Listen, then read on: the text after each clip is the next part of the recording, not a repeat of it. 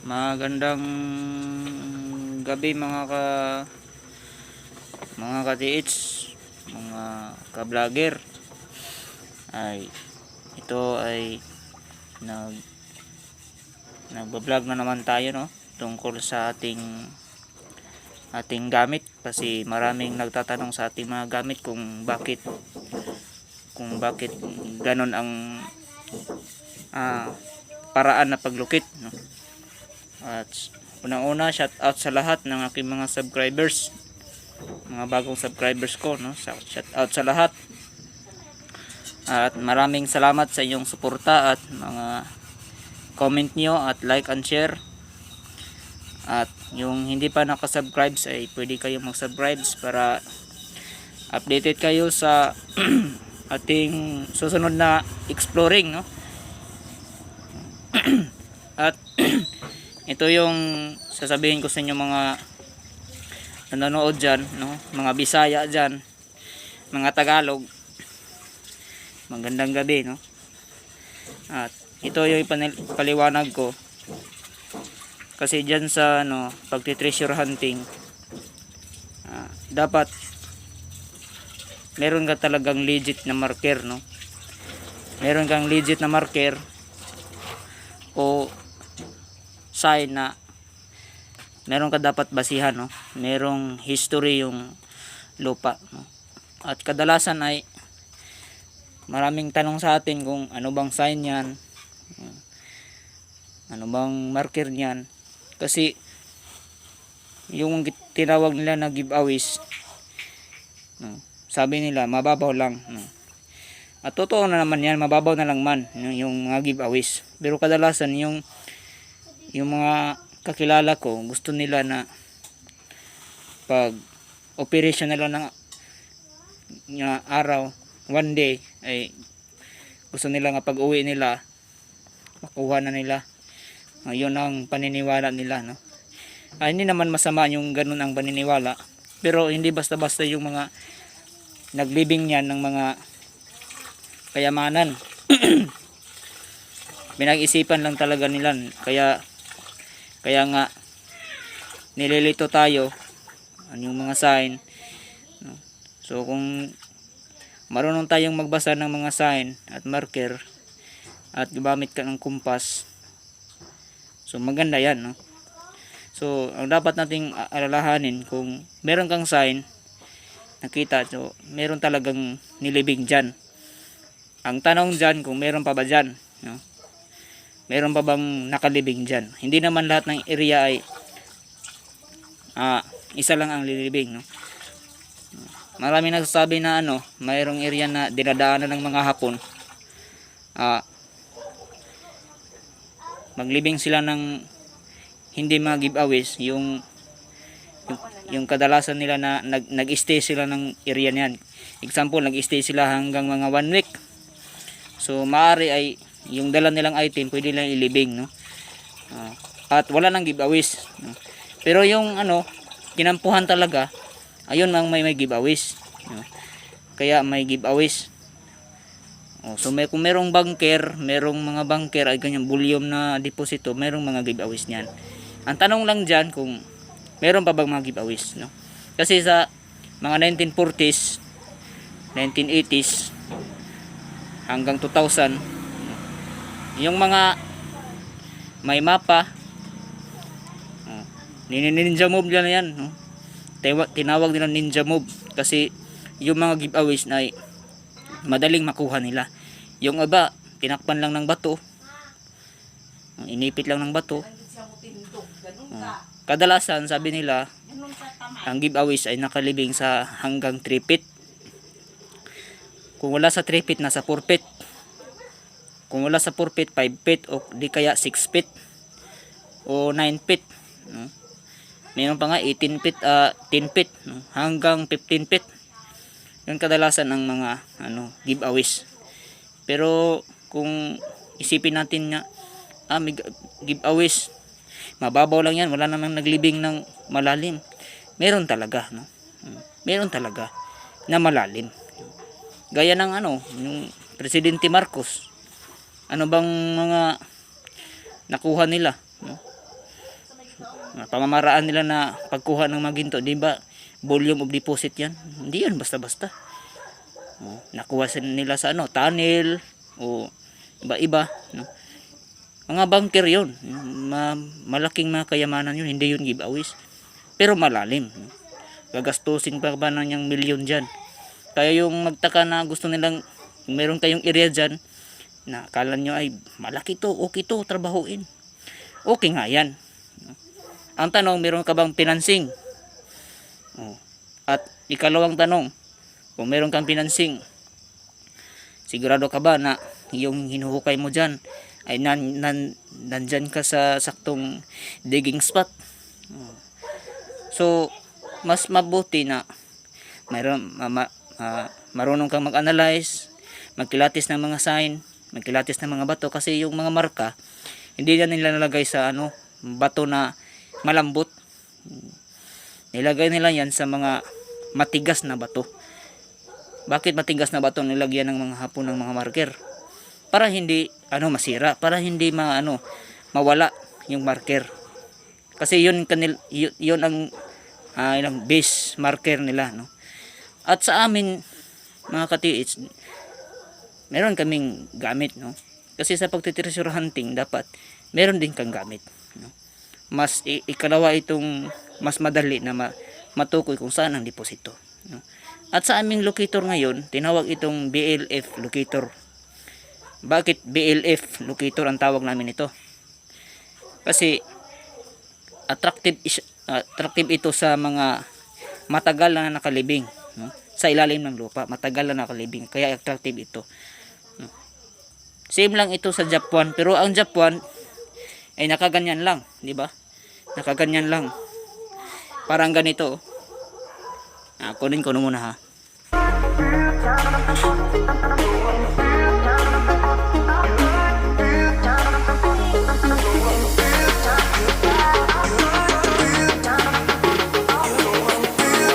Ayan ito. Ito ay bronze rod. Ito ay bronze rod, no? Kadalasan ito ay yung ginamit nila, no? Japan. So ganyan maglukit. Magganyan pa. Ganyan. Yan ang Japan. Ang sa amin, pwede naman ganon. Sa amin yung locator na nakita nyo sa mga vlog ko, pwede naman ganon maglukit, pwede naman ganon. Pero before kami pumunta sa area na hindi pa namin nalokit, ganyan kami maglukit. At saka hawakan mo to kasi gagalaw yan pag gagalaw yan. Hindi naman talaga ginaganyan kasi kung gaganon ko, gagalawin ko yung kamay ko tapos ituturo ko, hindi naman ganon, mga katiits, no? Depende lang yan, katiits, kasi meron talagang mga tao na marunong silang gumamit ng ganyan, no? Yung iba marunong gumamit ng tinawag na ilrad, yung ganyan. Ako nagsasanay ako niyan, pero hindi pa ko kumbinsido na talagang magtuturo siya, no? Yung talawag na dowsing rod, no? Yung iba bihasa sila, nakakuha naman, no? So hindi naman tayo magko-question yan kasi nakakuha sila, no? Pero ang ibang gumagamit ay hindi gagana, kaya magpo-post sila, ano lang yan, hindi naman yan totoo. Maraming nang ganyan, no? Kahit ang locator mo ay Proton LB16, no? Yung Proton, yung malaki, itong halos umabot ng 2 million, hindi lahat marunong gumamit yan, no? Kaya merong tutorial, no? At saka yung ibang locator na gumagana sa kanila, yung nagbablog na kapayas ang bunga ng papaya na ginamit nila, naglukit naman. Ako, maniwala ako niyan, kasi yun ang ginagamit namin nung una. Pero ang malukit niyan, sasabihin ko sa inyo, ang malukit niyan yung bunga ng papayas, yung ni-vlog, no, may kakilala nating nag-vlog, dulo ng papayas, tapos tusukin mo, kahit anong itusok, at tapos lagyan mo ng tansi, ganun mo, gumalaw niyan, ganun. gumalaw niyan. Sasabihin ko totoo, ang inihigop niyan ay yung mga poison, no? Yung mga chemical. No? Meron siyang kakayahan na yung katas niya ng katas ng papaya ay makalukit siya nung isan yung mga hilo, yung mga poison. So yun, kasi yun ang ginamit namin nung una, no? Yun ang ginamit namin. So gagana sa kanila, yung iba hindi. Pero hindi naman tayo sisiraan ng iba na bakit gumagana, sinadya lang yan, hindi. No? Ito rin sa amin, no? Tinawag itong VLF locator, no? Below frequency locator, no? Tinawag. At itong gamit ito ay sa kaibigan ko na mabait. Shout out sa aking kaibigan nagbigay nito, no? At meron naman to yung history, no? So sa tingin niyo ito ay hindi maganda tingnan kasi tingnan niyo ito yon, no? Tingnan niyo, no? Flashlight ito, 'di ba? Flashlight ito. Totoo naman flashlight ito. Pero ito lang ginawa namin kasi may chamber ito sa loob eh. Meron kaming nilagay diyan, sikreto. Hindi naman ko yan sasabihin kasi sikreto nga sasabihin ko pa. So ito, at nakadahan ito kasi homemade locator ang tinawag naming BLF locator ay pwede siyang ganyan. Pwede siyang ma-fold o matanggal. So yan, yan ang sa loob, 'di ba? At yan ang sa loob din, tingnan niyo. 'Di ba? May bala pa na alkitran at saka maliit na gold. So isama ko yan. Yan. Ikot niyan, yan. Bala-bala kasi niya ito Bala-bala. So yan, dapat higpitan. Tapos ito spring lang 'to ng payong, Spring lang ng payong. At bibili lang kami ng ito, yung spray gun, yung nozzle, no? Tapos nagbili kami ng antenna. Okay, balik tayo mga ka-TH, no? So ito yon, nagbili kami ng antenna, no? Antenna. So ito, pwede ganyan namin. Pwede namin ganyan. Ayan. Tapos ito, idugtong lang namin, di ba? Tingnan niyo mga ka-TH, ayan. Pwede ito, chamber ito, pwede ito malagyan. Pwede ito malagyan sa loob. So yan,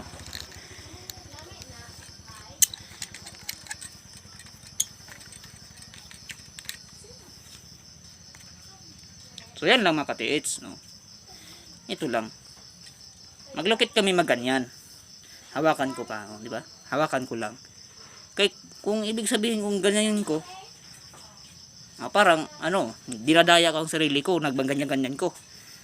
Kahit ako hindi maniwala, kasi ako hindi talaga ako maniwala nito. Kasi sa ibigan ko, bakit gumalaw siya. Pero ako, nasanay ako na gumamit ng yung copper rod, like bronze rod. Lagyan ko na sa dulo ng sing-sing, kahit gumalaw naman siya. Kahit tigilan ko kamay ko, gumalaw talaga siya. Kaya nung nag-practice ako nito, nabigla ako kasi gumalaw siya. Kasi hindi na ako naman ginaganyan. Kung ginanyan ko to, ay masasabi ko sa aking sarili, dinadaya ko ang sarili ko na gumalaw lang siya ng basta-basta. So hindi, So example mga katisa, ito may bala ito, alkitran at gold, maliit lang. So tingnan nyo katisa, yan. Pansinin niyo ang kamay ko kung ginalaw ko ba. Pansinin niyo yung kamay ko kung ginalaw ko ba. So tayo lang katisa, ilukit natin kahit gabi, kaya itong maglukit.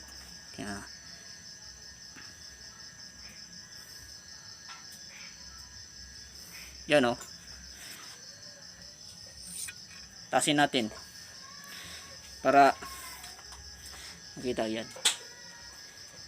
Tingnan natin kung sinadya ko ba na magumalaw.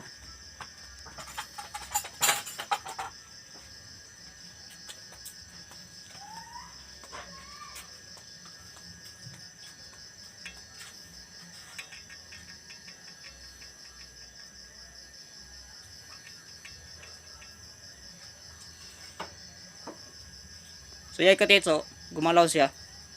Oh. Kung sinadya ko na ginalaw ganyan, halata naman, di ba? Ganyan oh. Oh, halata naman ganyan. Pero tingnan niyo oh. So yan. So tingnan niyo. Pipigilan ko na yan oh. Hindi ko yan ginagalawin.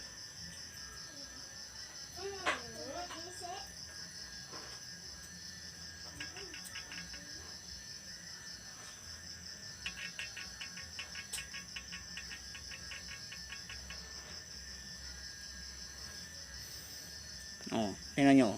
Dalawa ng kamay ko. Tingnan nyo ha.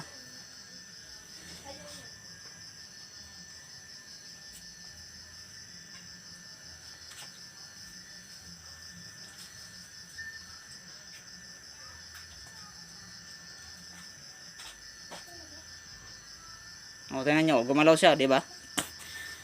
Kaya hindi ko talaga yan sinadya, no? Depende yan kasi sa tao. Depende yan sa tao. Meron kasing iba na hindi marunong.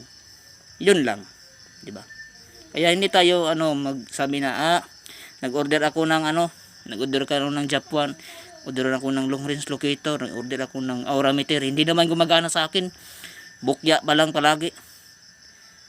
Kasi ang tanong, hindi ka marunong gumamit. Yun lang, no? Hindi ka daw sir. Kaya dapat pagtuunan mong pansin yun, dapat practicing. Dapat mag-practice. Hindi dapat ganun lang nang basta-basta gumagalaw lang yan.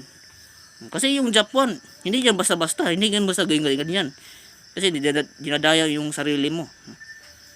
Sino namang maniwala diyan? Bakit isang iba nakakuha naman? So yun lang masasabi ko tiis. Dapat practice. Practice ka muna, no?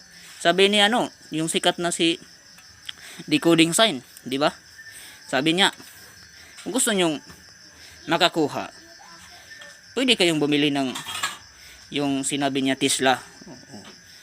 Ako proud ko yan sa Tesla kasi makalukit niyang kahit ano.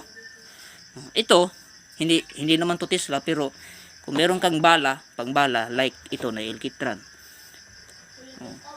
Kahit anong bala ninyo, kahit anong ibala mo, basta doon lang sa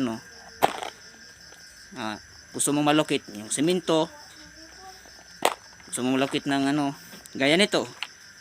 Ito, malaking alkitran. Pangbala ko to. Ito, nilagay namin sa ito yung tela ito, nakuha namin ito sa 3 feet tela, kasama yung mga bakal. Ito, nilagay namin dito ay minerals, yung decoy. Ito, isa tong pirasong banga, 3 banga to. Tapos ito, simento, nakuha ito sa 40 feet. So ito yung balabala to kasi mas maganda yung balabala, mas maganda. Yan. At ito wala itong magnetic wire. Take note na katisa, wala itong magnetic wire. Ano ba ang laman nito, Hindi ko lang sasabihin kasi secret nga. Kaya sabi na kaibigan ko, huwag mong sabihin, baka kopyahin. Kaya hindi nang kuno sasabihin. Pero kung gusto kayong magkaroon ng ganito, pwede kayong mag-PM sa akin kung yung kursunada lang. Yung kursunada lang, di ba? Yung kursunada lang. Yung gusto sa gusto kayong magkaroon ng gaya nito. Pwede naman ito ganyan, Pwede naman ganyan. Pwede naman ganyan. Ito, ganoon namin kung natumbok namin kung saan ang location. Saan ang yung location na tumbok. Pwede nang ganyan. Pwede nang ganyan. At ito mga katiits, sabihin ko ito katiits. Maniwala kayo sa hindi. Kaya namin ito na estimated lang Kaya namin i-locate o malalaman kung gaano kalalim. Yun ang kaibahan katiits na ibang mga locator, hindi nila alam kung paano nila ma-distinguish kung gaano kalalim. Ito, ma-distinguish namin. Ma-distinguish namin kung gaano kalalim. So, hindi kami maghuhukay ng malalim kasi alam namin na malalim naman. Yun lang ang kaibahan. Hindi naman sasabihin namin 7 meters lang yan, 3 feet lang yan. Hindi. Estimate lang yan namin. Estimate lang. Baka nasa 6 feet o di kaya sa 10 feet. So alam namin yan. So hindi anong perfect na yun na talaga ang lalim. Pero alam namin na hindi malalim talaga. Kasi naghukay kami, hindi malalim. Pinakalalim man yung 15 feet. Yan. Paglagpas ng 15 feet, tapos sinukat namin, mag-deepness pa, malalim pa, hindi na kami mag-continue. Kasi malalim na nga eh. Yan. Kahit positive pa yan. Lalong-lalo na yung matubig na area. Iiwanan namin yan kasi matubig. Lalong-lalo na yung mga may-ari na mag-iba ng ihip ng hangin. Kasi sinadya daw namin ganyan. Sinadya. Pero yung mga tinawag nila sa mga ibang treasure hunter, yung mga HTM. Yung HTM, yung mga positive na triangle, heart, diamond, square. Yan yung tawag ng HTM. Kasi ang ibig sabihin yan, nandyan ka mismo sa tamang digging spot. Yun ang tawag HTM. So meron naman talaga. Sa paghukay namin, meron kaming makikitang mga basag na buti, mga bakal, mga banga, nakuha namin. So yun talaga mga ka-TH. So kailangan marunong kang gumamit kahit anong locator. Basta homemade locator. Pero kung gusto nyo wala nang balabala, bili kayo ng Tesla. Tesla mas maganda. Kung meron kang Proton Elect, yung LB16, yung mamahalin, tapos meron kang Tesla, pwede na rin yan. Pero wala kayong wala kayong pang bala, wala kayong pera, so wag na kayong umasa pa makabili ng mga mamahalin. Ito, mura lang to, no? Kaya kung gusto nyo magkaroon ng ganito, pwede kayong mag-PM sa akin. So yan lang mga ka-TH ang ating paliwanag sa ating locator, no? Para meron kayong matutunan kung paano ba ginamit nito namin. At shout out sa lahat nyo, yung mga nagbabash sa atin, yung mga nagbubuli sa atin, okay lang yan sa amin. Kasi yun talaga, ganun talaga ang pagti-treasure hunting. Minsan merong mga pagsubok. So tiyaga lang mga ka-TH, di ba? Sabi ni Yusuf Yamato, yung sikat na vlogger, maniniwala ba kayo na ang naghahanap ay makahanap? Ayun, di ba? Makahanap ka talaga pag magtiyaga ka, no? May tiyaga, may linaga. Yun lang, no? Kaya paalam mga ka-TH, at like and share and comment, and please subscribe para update kayo sa ating susunod na exploring. At maraming salamat sa inyong suporta. Paalam na mga ka-TH.